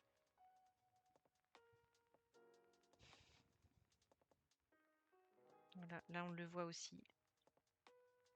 Là on voit le long qui transperce la fourche. Enfin je dis long à chaque fois, mais il y a le profond et le superficiel. Parce qu'en fait pour certains doigts on dit court, long, pour d'autres on dit superficiel, profond. Voilà, pardon. Voilà. Ah bah voilà. Vous voyez, là on s'en rend. Là on voit en fait tous les systèmes. On voit ceux qui sont transpercés. Là, les différentes fourches pour les fléchisseurs, les extenseurs. Voilà, on reverra ça plus en détail quand on fera toute la myologie. Mais là, on se rend bien compte de toute la complexité et de tout le côté pointu de cette mécanique de la main. Ça pourrait être des plans de machines. Là, on se rend compte que c'est des poulies avec des cordes, des gaines. Voilà, on se rend vraiment compte de toute la complexité biomécanique. Donc je le redis, si vous avez n'importe quel problème, même si ça vous paraît bateau, faites-vous soigner par des professionnels spécialistes de la main. C'est beaucoup, beaucoup trop précieux. Voilà. Et en plus, là on le voit aussi, il y a une autre problématique. Là, on le voit en bleu, en fait, sur différentes planches. Ce que vous voyez en bleu, c'est des gaines qui entourent et qui viennent lubrifier les tendons pour que forcément, que tout ça, ça coulisse bien, qu'il n'y ait pas d'accro. Donc là, c'est des gaines avec du liquide lubrifiant à l'intérieur. Mais en fait, là, on s'en rend compte, dans une gaine, là, il y a 2 tendons. Vous voyez, là, il y a des gaines et en plus, les gaines elles-mêmes, elles communiquent parfois entre elles.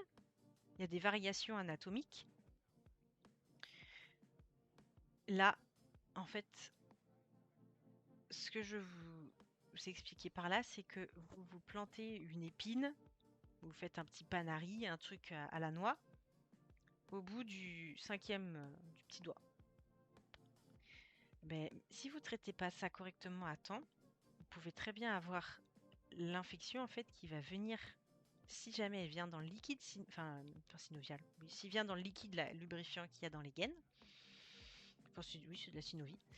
Si elle vient dans le liquide synovial, et bien en fait, très rapidement, ça va se propager à toute la main. Donc je dis pas ça pour vous faire flipper dès que vous plantez une écharde, mais soyez très vigilants,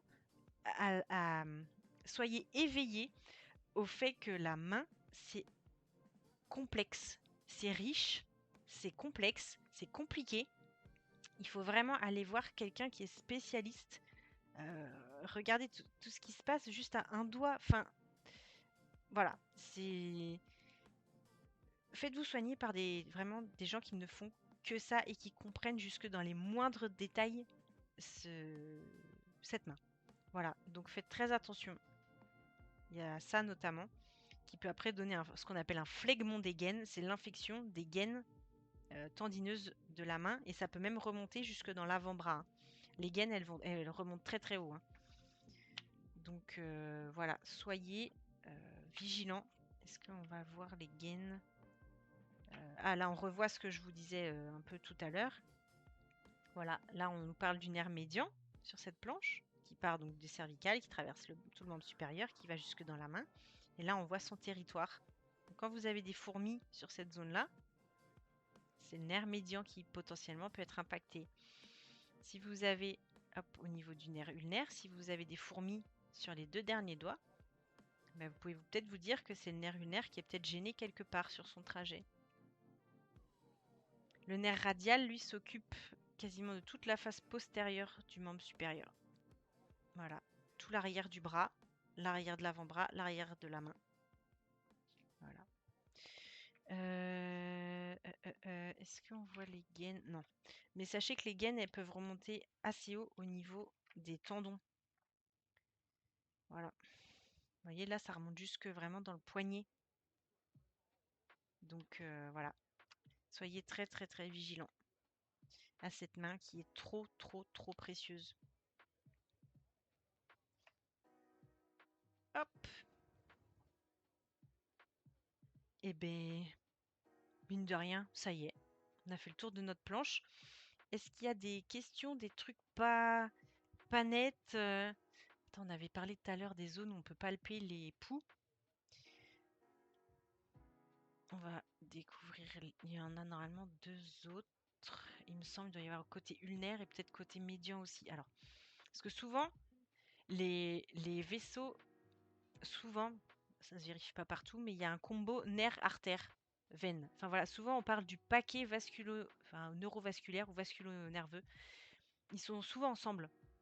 Donc là où vous avez des nerfs, souvent il y a les artères.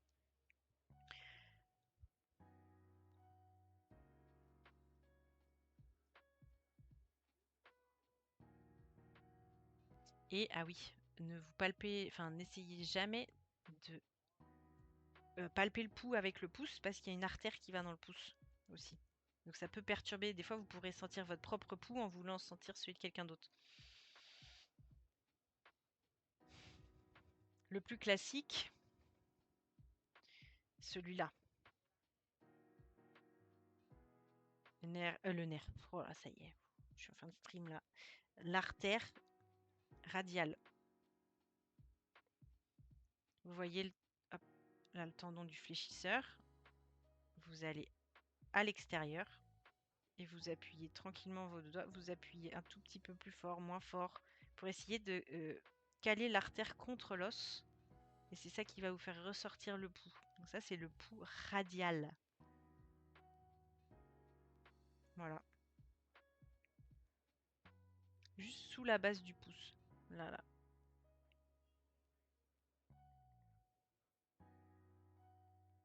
Et on va le sentir là aussi.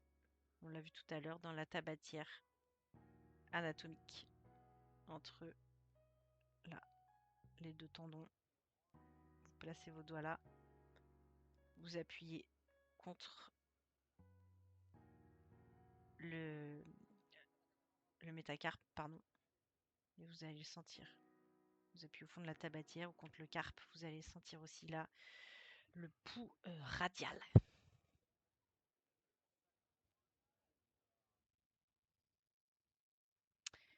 Alors, il nous en propose. Donc on a notre pouls ulnaire. C'est bien ce qu'on disait, parce que souvent il y a le côté radial et il y a le côté ulnaire. Sous le pisiforme, vous allez le sentir.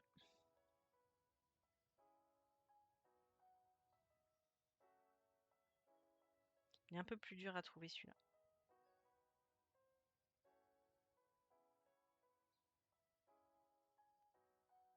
Il est sous notre petit pisiforme là. En dessous.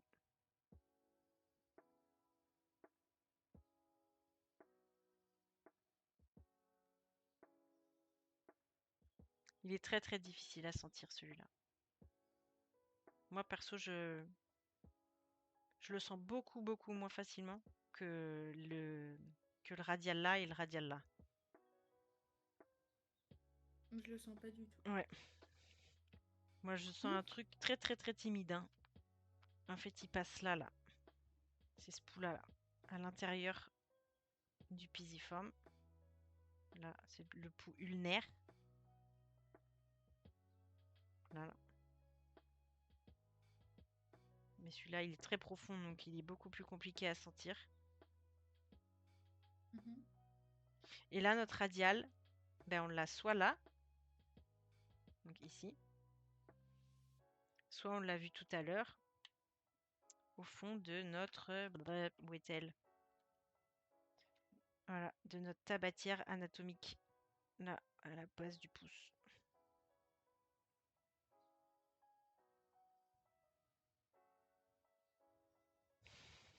Voilà, on les voit bien là. On voit qu'il est plus profond. Il passe sous le rétinaculum, il passe dans le canal carpien. L'artère radiale, on la voit, est plus superficielle. Voilà, elle contourne comme ça. Elle arrive à la face avant et elle contourne la main. Enfin, le pouce, on le voit là. Et voilà. Ah oui, là, on l'a bien dans notre tabatière, notre artère. Elle est là.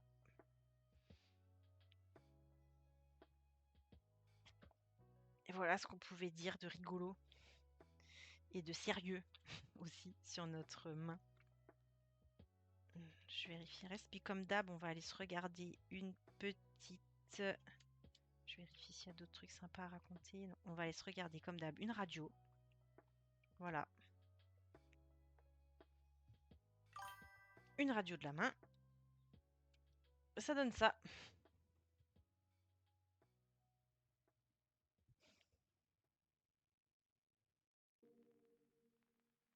C'est bon, t'es vivant, SK? Bon, nickel. Tu l'as trouvé, toi, ton nerf ulnaire ou pas? Ton nerf ulnaire. Oh. Ton artère ulnaire. Et les deux radiales? Tu les as toutes?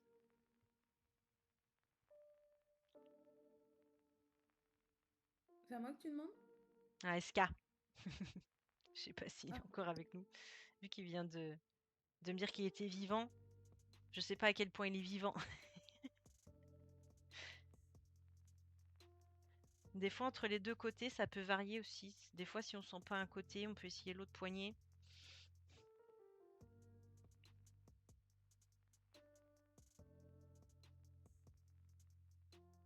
Bon, celui-là, définitivement, il est vraiment dur à avoir.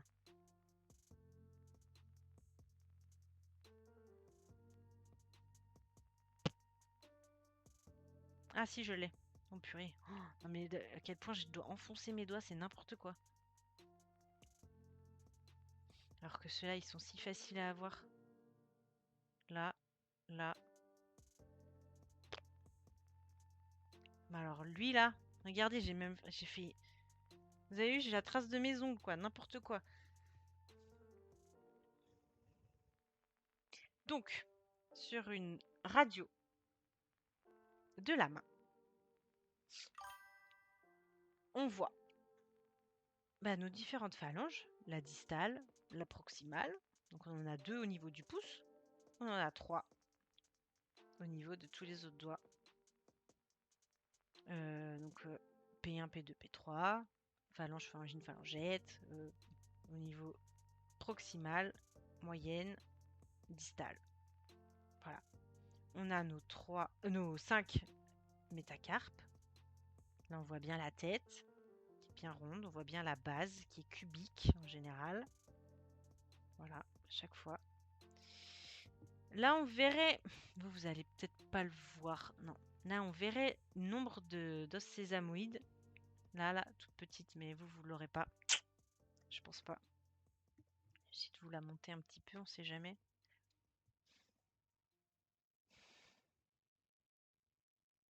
Je sais pas si vous verrez beaucoup mieux. Mais là, il y a une petite ombre, toute petite ombre là, d'os sésamoïde, tout petit.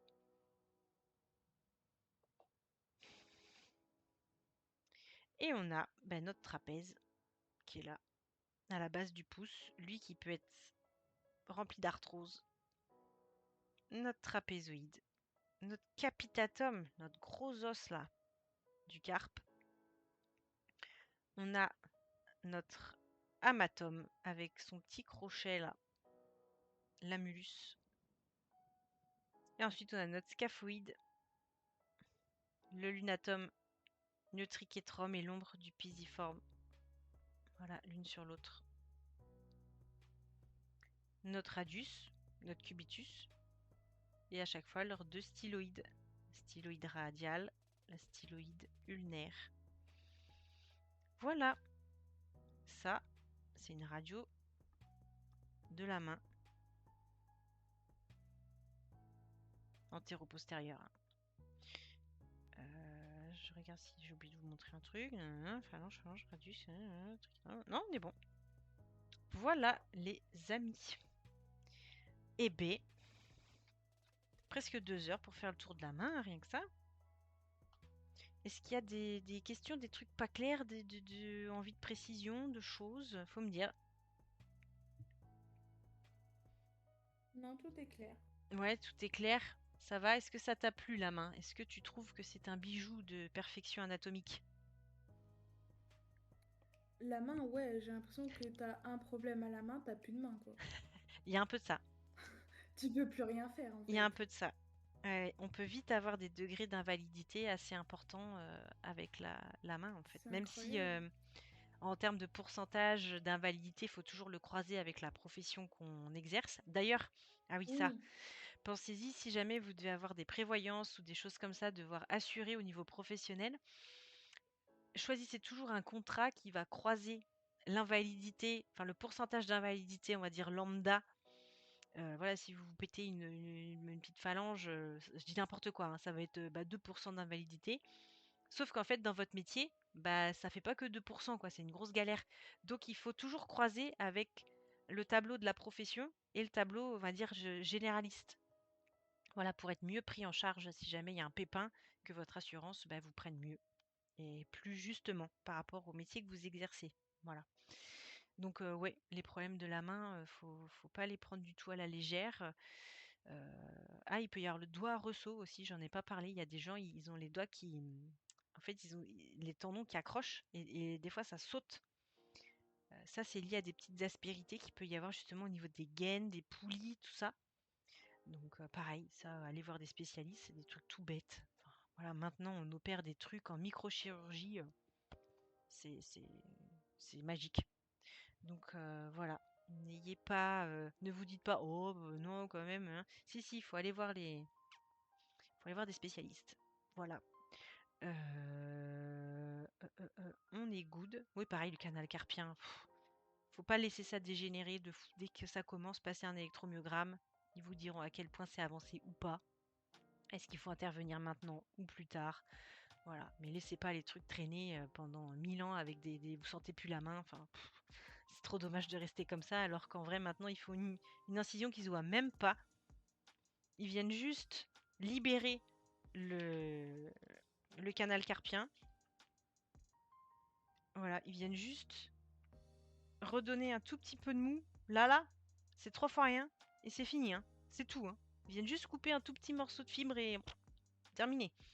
Donc, vraiment, restez pas avec votre mal, quoi. Ah oui, le muscle que j'ai d'inconstant, moi, c'est celui-là, là. C'est le long palmaire. C'est un muscle superficiel qui vient sous la peau et qui permet En fait, il rétracte la paume. Il vient rétracter les tissus de la paume de la main. Donc, c'est un muscle c'est un muscle un peu accessoire qui permet de faire ça. Et voilà, moi je l'aide de manière inconstante. Et c'est pour rappeler à quel point il y a des variations anatomiques chez chacun. Voilà, si vous voulez le voir, c'est ce muscle qui permet de faire ça, c'est celui-là. Il est là. Celui-là. Et à droite, je ne l'ai pas. Voilà. Il n'y est pas. Je ne l'ai pas. Donc heureusement, il y a d'autres muscles qui peuvent le faire, mais voilà, c'était rigolo, c'est la petite petit fun fact. Voilà. Je rappelle toujours les références de nos bouquins. L'Atlas, le Néther, ça c'est bien quand vous avez des études qui vont avec, le cours qui va avec. Ça, c'est vous avez des planches, voilà, sur tout le corps. C'est un truc de fou. Voilà, un livre magnifique. Et si vous êtes curieux, comme Tigresse, de l'anatomie, eh ben, vous avez la version à colorier qui rassemble les planches, mais surtout les explications qui vont avec les légendes et qui vous permettront de colorier les bons trucs. Voilà. Et après, ça vous fait un joli livre avec plein de couleurs. Voilà. Ça, c'est le Néther à colorier.